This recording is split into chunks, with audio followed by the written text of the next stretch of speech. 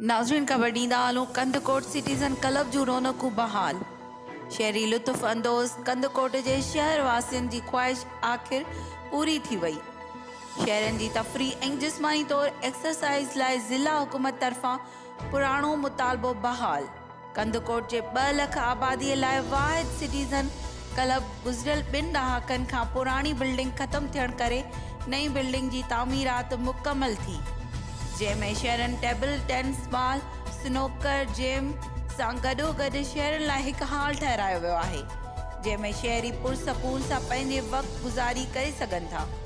Citizen club जी बहालीअ ते citizen club जे finance secretary गुलाम मुस्तफ़ा मीरानी अमल न्यूज़ सां ॻाल्हाईंदे चयो त पाकिस्तान में रहंदड़ सभु शहरी बराबरि आहिनि, चाहे उहे वॾनि शहरनि जा रहंदड़ हुजनि या नंढनि शहरनि जा। असां ज़िला इंतिज़ामिया जा थोराइता आहियूं जिन असांजो देरना मुतालबो पूरो कयो। मां शहरनि वासियुनि खे सिटीज़न क्लब में अचण जी दावत ॾियां थो। हीउ अव्हां लाइ ठाहियो वियो आहे। अव्हां अचो, रांदियुनि ऐं एक्सरसाइज़ मां भरपूर फ़ाइदो हासिलु कयो। रिपोर्ट इमरान छॾण, अमल न्यूज़, कंदकोट।